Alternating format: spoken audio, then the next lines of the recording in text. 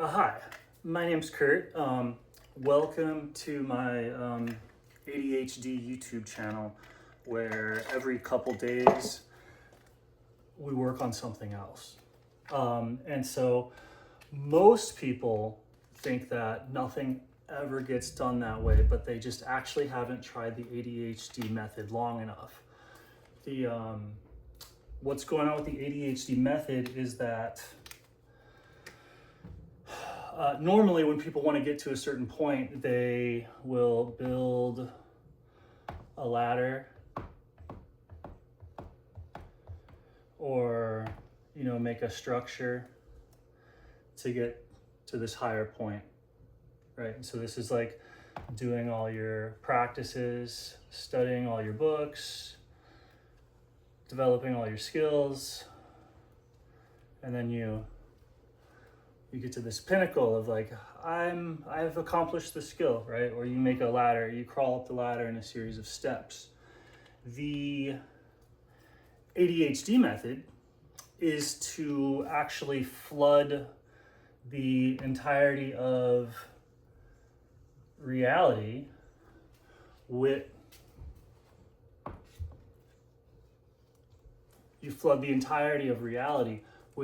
more and more and more and more and more and more attention until ever so slowly everything goes up. Everyone goes up. The entire world is inundated in your genius, irrevocably changed forever. So whenever you see any sort of like genius savant doing this sort of ADHD thing where they're like everywhere and nowhere all at the same time, what they're attempting to do is change reality as a whole, which looks extremely spastic if you don't really know what you're looking for, but you're using various techniques to actually change the substrate of reality, the consciousness, to such a degree that the entire arena floods. This would be like innovations like the stick, where, suddenly everybody's reach was kind of equalized in a certain way, right? Like once you could hold a stick, the length of your limbs and the size of your muscles didn't matter quite as much as it did before you figured out how to fight with sticks. If you can figure out how to fight with a weapon, especially an effective weapon, then these size mismatches, like an average man versus a gorilla, the gorilla's gonna win. If you can learn how to use a weapon, like a sharp stick or a bladed stick, or even like a gun, or throw a stick, suddenly a different type of physique becomes the dominant physique. And so, but the reason that happened is because of the development of weapons. In the development of weapons, suddenly you had peak physical prowess, peak physical dominance. With the advent of weapons, everybody is kind of lifted up. And so then that just creates a whole new terrain once the whole thing's flooded, everyone goes to the new baseline mountains, right? Which is going to be, oh yeah, once guns are invented, it's just basic gunplay until people figure out, oh, this is my Call of Duty pinnacle of gun skill. And then if somebody develops a martial arts skill that neutralizes guns for everybody, then suddenly it changes again. And so that same thing happens like with the wheel or with the car, bicycles, right? Like what used to be, you'd have a tremendous advantage being able to run faster. Once there's bicycles and cars, it's kind of that whole skill tree is kind of flooded in terms of its functionality. And so this is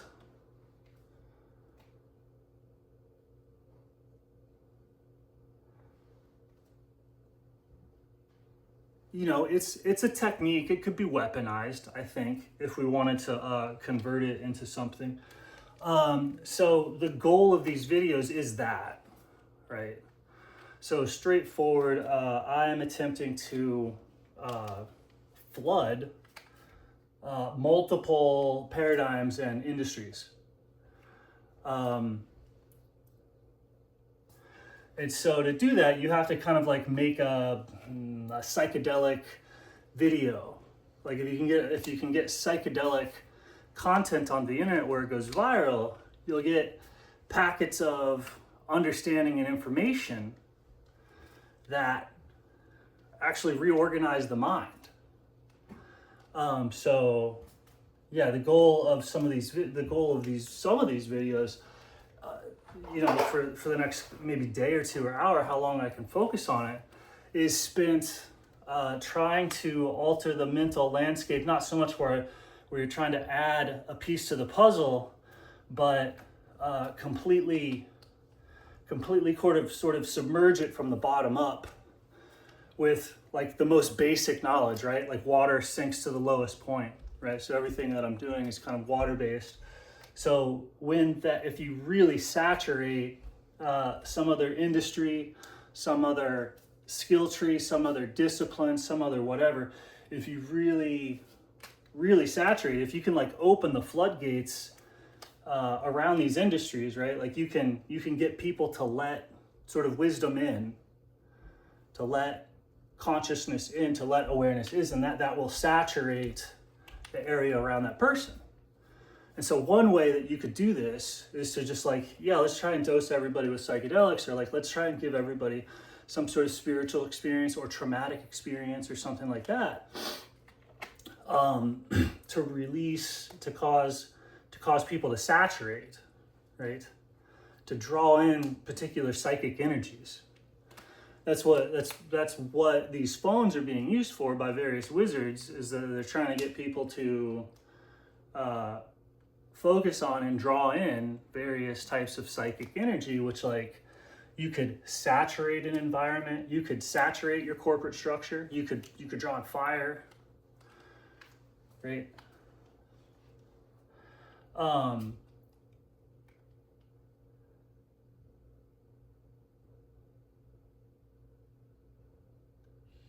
But yeah, so if you get an idea that like sets off and it's kind of like water based, symbolically that basically will make it start to rain in any sort of these disciplines. And it's like if it memed out, then you have basically an intellectual or a mental flood. And it's not, I mean, you could try and control it, but it would be a little bit like trying to control the weather.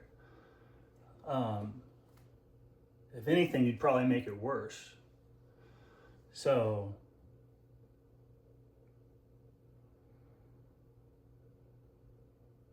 I forget what that video's on. I mean, that's like what I said the video was on, right? That's funny. You get it? That's like autistic humor. That should be a joke to you.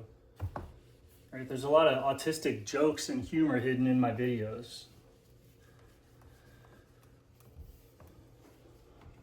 Very autistic humor, good-natured trolling. Like, I'll act like a complete douchebag to like make you look good.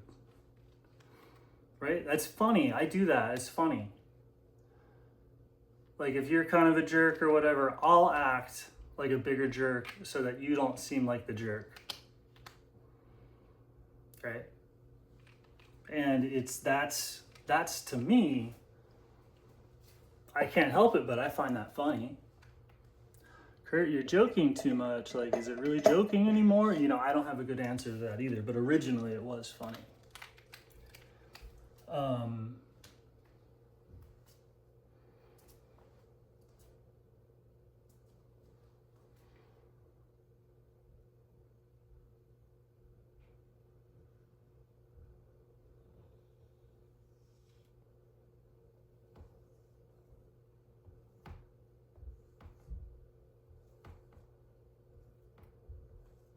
there's like a whole class of people, artists, who like, it's like, you know, you can write the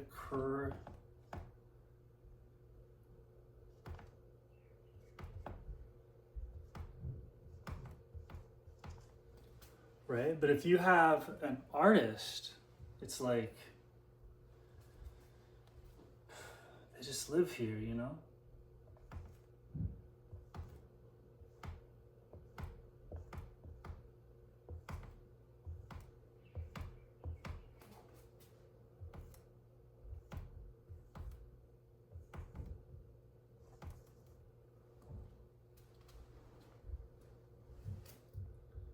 Right, I guess, I mean, it's,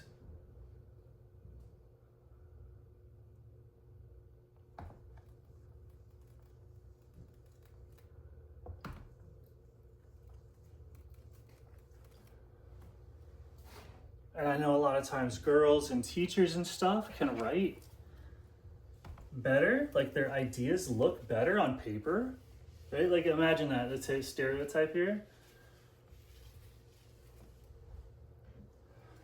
Do women's ideas look better on paper?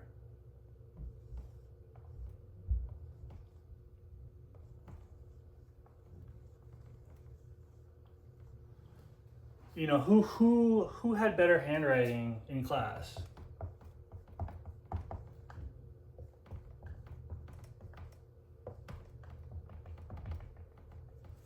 Right. Whereas my handwriting was based off of what's the fastest way that I can get this idea out. I only care about the idea. Nobody's judging the presentation. Right? And maybe the feminine idea is like this idea is actually this thing is only being judged by its looks. Like people are actually looking.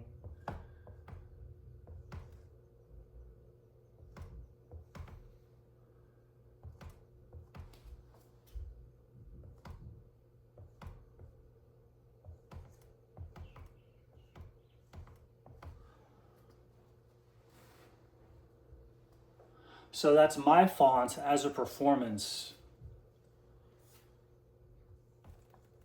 A little slower.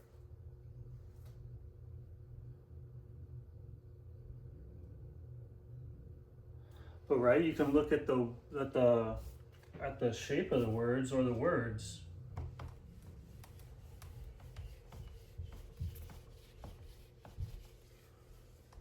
And what's teaching what? So if you have spiritual, whatever, you have people sharing their knowledge, right? Influencers. Let's stop calling everyone's in it. I'm influencing. Apple's influence, pear's influence, right? You have people who look good, and that's not bad.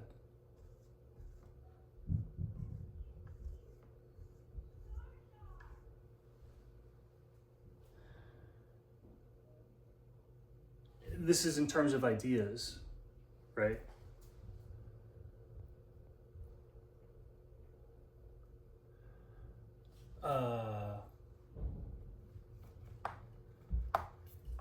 So you could have ideas that look bad, actually.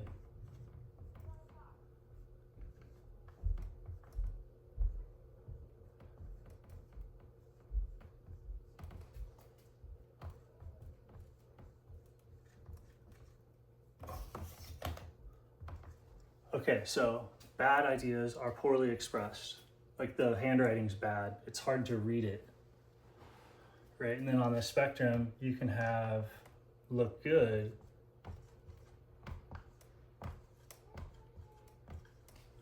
And this is expertly expressed, which in the sciences are like writing, a lot of time that's with a computer, that's with a robot. So they go, we don't care about this. We're gonna have the robot do it. We don't want to see that type of creativity. Where there is the like just this is good handwriting, this is an autistic font, I'm a graphic designer. Right? Like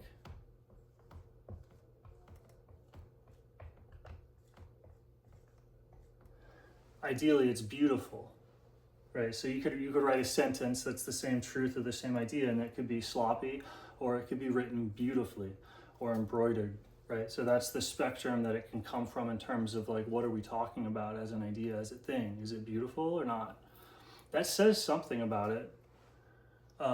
But a lot of people they'll take stuff out of not beautiful thinking, like this YouTube video or other stuff. There's stuff in there, and then you can refine it using technology, using editing software, using just drafts, just writing it down, editing it, processing it. There's obviously like material in here. There's natural nutrients in here that you could extract, or you could take it just in its whole form,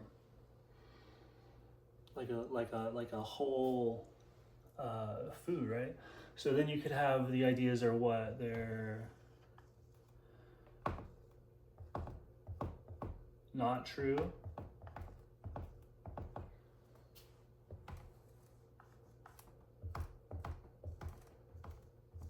true, and just kidding. Right? So you have true, not true, and then in the middle of those is the just kidding. This is basically the yin yang, right? Oh, I'm in white, I'm in the deepest part of white, so oh, black pops up. Oh, what's in the deepest part of black? Oh, okay, so that's just kidding, right? It's the inversion. It goes back and forth between the two.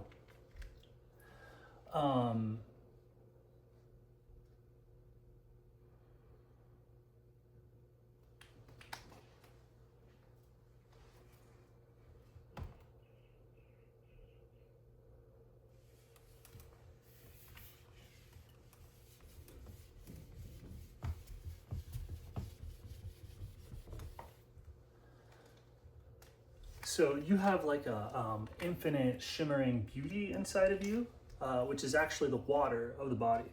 So you go, Kurt, cool, what's going on here? What are you doing? What are you doing? How is this gonna work? Well, it pairs with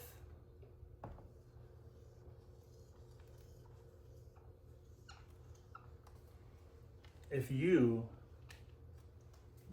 made of water drawing air into itself. That's what you are. That's what you're doing. That's like the foundational activity that you're doing. If you want to slow down, you have to do it there. If you want to speed up, if you want your heart rate to get faster, you have to do it at the breath. It's like the baseline. And so at that baseline activity, you're pulling air into the water. That's what this action does, where we first associate our breath, this grabbing of air, this thirsting of air. We're just pulling the air into the blood. So we can draw that representationally with a snorkel that's going down into the water. And so it's under water pressure.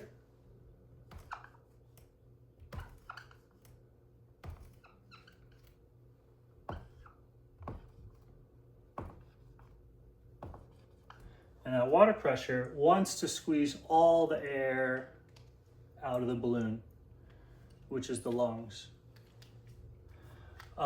So as you're in the water floating there, your metabolism is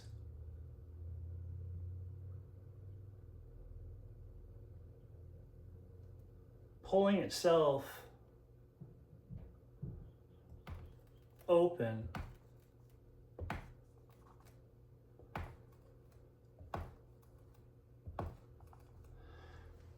And so if you want to understand what I mean by this, if you actually go get into some water and get a long snorkel, and you can use it breathing through your mouth, or you can set it up with your nose. Make sure you're with a partner. This isn't a breath training test. You're not trying to go into any sort of oxygen debt. So be chill. You're operating with a long snorkel. I've done this for years. As far as I can tell, it's perfectly safe and reasonable. I pushed it probably harder than I should. You can get hurt. Like if you try and go and breathe like more than a couple feet down at first, you can literally start to like have edema. You can strain breathing muscles, because the weight of the water is on your lungs, and to inhale, you're going to have to pull yourself open in a way that's never been like tested before, right? But you'll notice that to inflate, to actually draw air into the water, that's what you're doing, right? Like if you've got a snorkel in a pool, you're drawing air down into the water. To draw the air in, you have to push back against the water pressure. So that's one octave of the breath right there that's made like super, super, super visible. Because to get not only are you in the water in terms of the body, but your oxygen, you're having to like develop a electromagnetic draw to pull the oxygen into the blood, right? And to pull the oxygen into the blood, the blood needs to want oxygen. And so for the blood to want oxygen, the cells have to take the oxygen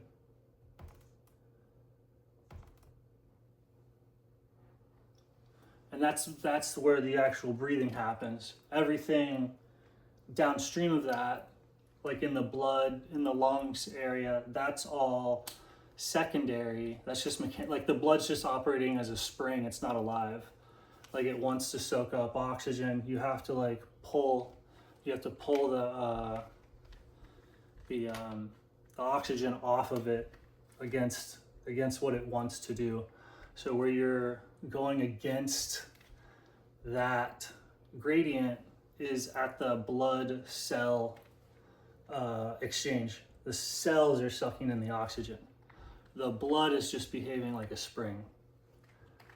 So at the thing that you're interacting with the air for is still just a mechanical interaction. You're not really participating in it, your blood oxygenation, until you get to the cell layer. And so to get there, you're pushing against gradients, and basically I'm just saying that push, that actual breath, this puts you mechanically right next to into that reality, or into that layer of reality where you're actually pulling the oxygen off the blood. It's a deeper layer of reality. It's related to the heart. Like all these different efforts and stuff are actually in resonance with each other. So like to get really good cardio or to get in really good shape, you want to be able to use the oxygen. You have to be strong, so you have to pull the oxygen out of your blood. That's experienced as effort, focus, attention.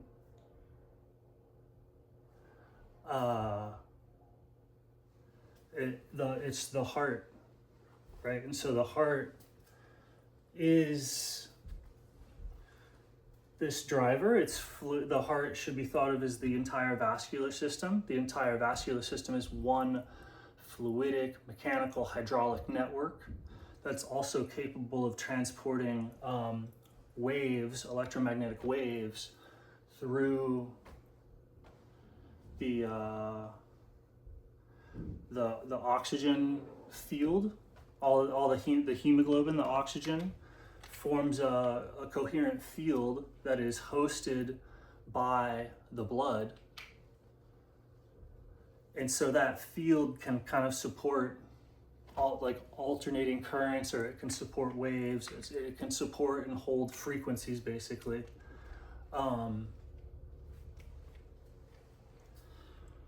And so that field, you can view it as a surface connected to the heart. So it's always going to try from there. And then along the entirety of that surface is all the oxygen transport. So it goes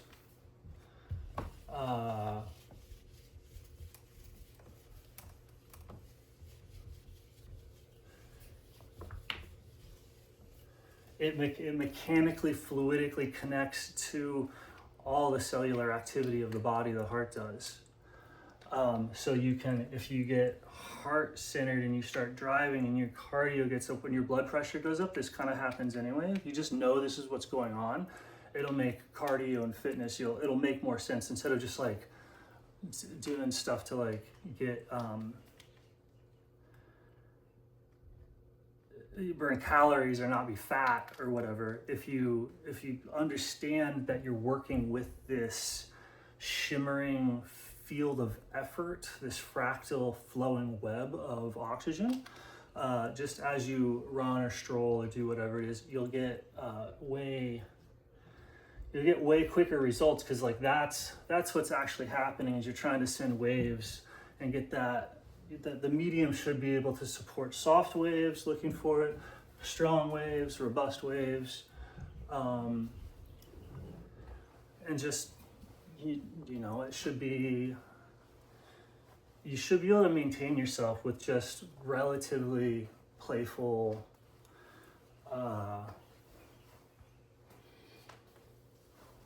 like warming up sequences in the actual field. Right, so if you know this, suddenly you're like, oh, doing the stuff that a Tai Chi grandmaster would do just makes common logical sense.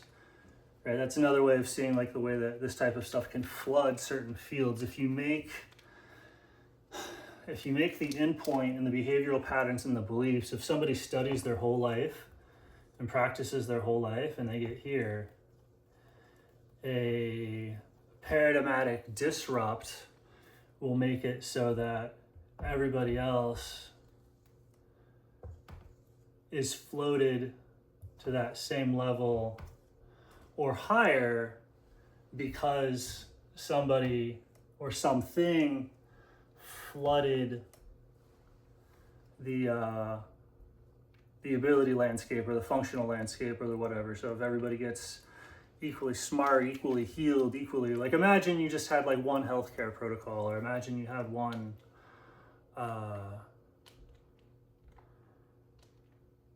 thing.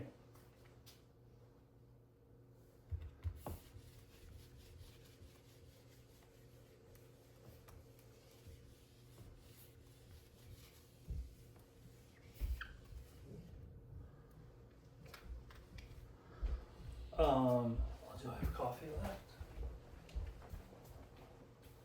Oh. What should we lecture about next?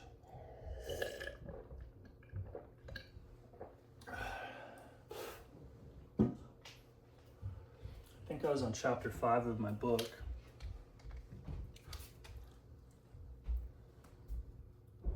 This is all centered around hosing, among other things.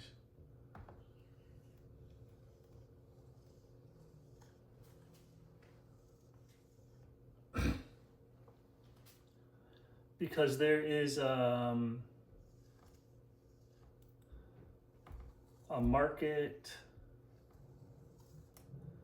an arena around breathing, spiritual technologies, control of consciousness. Right, there's a big market around that. There's a lot of ego around that. There's a lot of industry around that. And so this is ultimately a basic schematic of what I'm going to call a disruptor.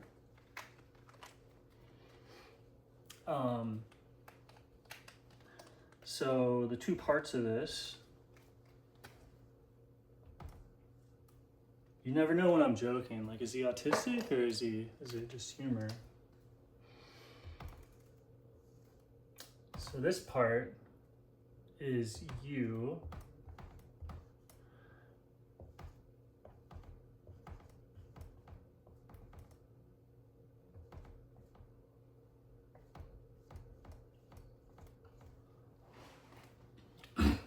Right. What time is it?